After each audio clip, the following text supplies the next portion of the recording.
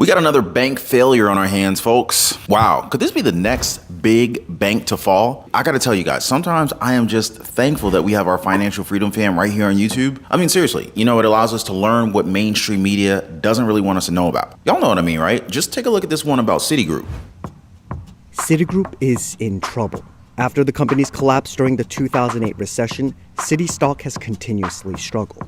Shares of the company saw more than a 30% drop over the last 5 years. The firm has faced many ups and downs over the course of my career here, and it's clear we have challenges that we need to urgently address right now. Citigroup has had worst-in-class efficiency, returns, and stock market valuation, and that's led to underperformance over almost any time frame. They haven't been profitable enough. It's a chronic laggard in profitability. It's not that it's teetering on the edge. Once the largest bank in America, Citigroup is now the third biggest in the U.S., with over $1.7 trillion in consolidated assets.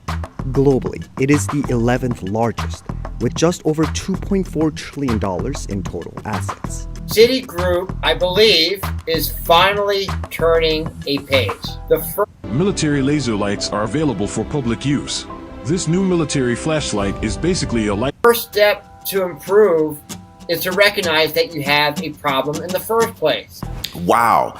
Living to see a possible Citigroup bank failure, something that I thought I would never see. Now, we definitely have to keep a very close watch on this one, as this bank is what they call too big to fail. So if it does fail, there's going to be some pretty intense repercussions for the financial markets and for the economy.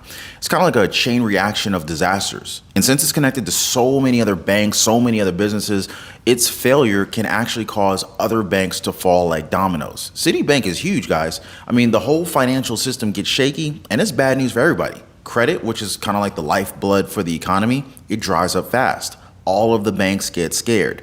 Businesses, individuals, they're going to find it tough to get loans.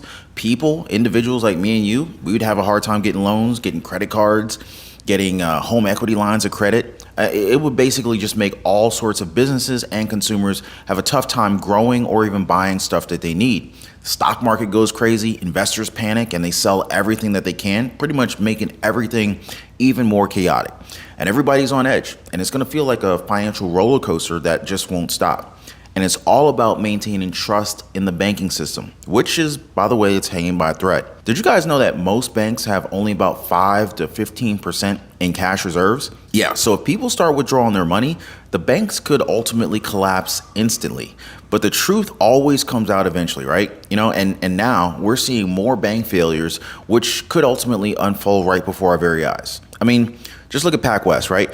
Which, by the way, tanked 27% before being taken over by Bank of California. So the FDIC's insurance fund is nowhere near enough to cover this ridiculous amount of money that's in the U.S. banking system. It just can't do it. And sometimes, some banks haven't exactly been reporting their uninsured deposits, which, by the way, means that the information that we do have may not even be the whole picture. So you got interest rates, the interest rates are going up, which will also put more and more pressure on the banks. The commercial real estate market's also on some shaky ground, and ultimately this could lead to a crash. And we already know what happens with the crashes, right? So when the banks crash, it's not just the money that's at stake, it's people's jobs that are on the line too. Layoffs hit hard. It's not just the bank employees who suffer. Many other businesses that depended on the bank's services, they're also going to be feeling the heat, and it's just a very tough time for everyone. Now, guess who has to step in and clean up this mess, right? Yep, good old government. The government. They have to come to the rescue with taxpayer money to save the day. But it's not a happy rescue, as you can imagine. People get angry because their money, their taxpayer money, goes to fix a problem that they didn't create. Kind of like Social Security. But here's the ripple effect too, right? Other industries get hit too. So, for example, if the bank had a lot of money tied up in the housing market could potentially collapse, affecting homeowners, home buyers, and sellers alike. But there is a silver lining, there usually is. Sometimes it's just hard to find it. When this kind of disaster happens, it's kind of like a wake-up call. Regulators and policymakers, they start rethinking the rules and making sure that banks are a little bit more responsible. We kind of saw that back in the day during the Obama era when he enforced or brought about the Frank-Dodd Act. Anyway, so it's kind of like putting up safety nets so that this kind of thing, this kind of crash won't happen as easily next time. But that's also after the fact. So we're likely to see all the loss of home and livelihood first before they step in. So yeah, that's the deal with a too big to fail bank. It's a huge deal because it could cause a lot of trouble if it does go down. So this is why everybody is so worried about these banking giants failing. I don't want them to fail. I'm not even gonna sit here and tell you no lies. And guess what, guys? The 3 failed banks this year, they were bigger than the 25 financial institutions that crumbled back in 2008. And I actually had to zoom out on my browser to get this chart to work. So yeah, that's SVB, Signature, and First Republic stacking up against the 2008 financial recession. The 3 banks held a total of $532 billion in assets. And so that's more than $526 billion when adjusted for inflation. And that's what was held by the 25 banks that collapsed in 2008 at the height of the global financial crisis. And you know what happened back in 2008, right? So the implosion that year of Washington Mutual, as well as investment banks like Lehman Brothers, Bear Stearns, they were followed by failures throughout the entire banking system. From 2008 to 2015, more than 500 federally insured banks failed.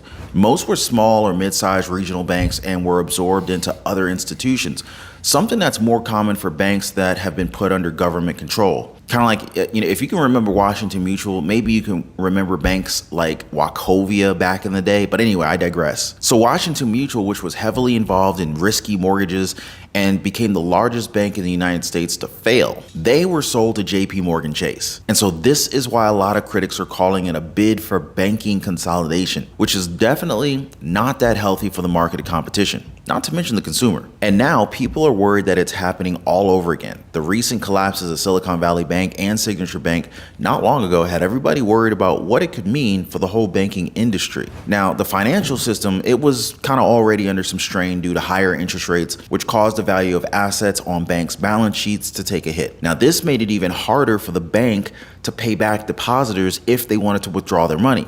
And sure enough, all these depositors wanted to take their money out, and it was not a good time for the bank. So First Republic Bank, another bank caught up in this whole mess, received a temporary $30 billion bailout from the big banks to reassure their clients. But even after that, customers were spooked and withdrew a whopping $102 billion in deposits during the first quarter of the year. So, as you might imagine, the bank's stock, it tanked by more than 75% in a single week.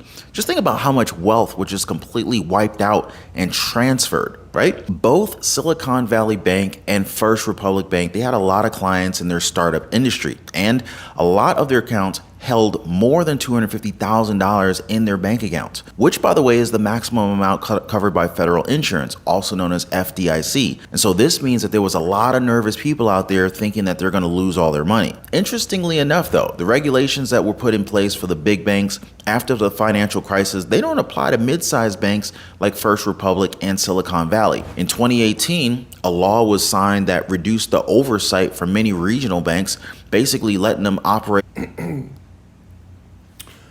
Shalom, shalom, all praise and glory and honor to you.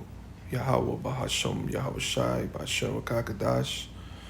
Double honors to my teachers, the head apostles of Great Millstone who rule well, and shalom to you believers, the house of mourning. This is only for the house of faith, for the house of mourning.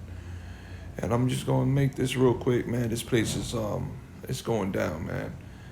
The revised Roman Empire will fall. The second Roman Empire is falling. And you can see slowly this place is deteriorating. And it's because the Lord is making moves, man. You know, you got these banks going down, man. Isaiah 24 and verse 10, the city of confusion is broken down. Every house is shut up that no man may come in. All right? And that's America today. This is biblical. This is spiritual. There is a crying for wine in the streets. All joy is darkened. The mirth of the land is gone. All right. So all the partying, all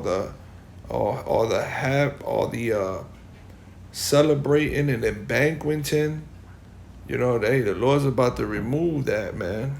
Okay, as the scriptures say, mirth, as you can see, is exultation, joy, rejoicing. Okay, and this is what America, you people, you 2/3, you celebrities, you 2/3 Israelites, you know what I'm saying? Here in Babylon the Great, you're enjoying yourself because this devil has distracted you with his witch spell, man, his warlock spell. So one of the scriptures, delight concretely, all right, the feeling of joy, mirth, and rejoice, man. See that? So the Lord is going to take the mirth, man. And this is what you see. This prophecy right here, this is what you're going to see. You're seeing this place going down slowly but surely, all right? And the city is left desolation, and the gate is smitten with destruction. When thus it shall be in the midst of the land among the people, there shall be as the shaking of an olive tree and as the gleaning grapes when the vintage is done. No more jobs, all right? No more agricultural, the farming, your vegetation, food shortages.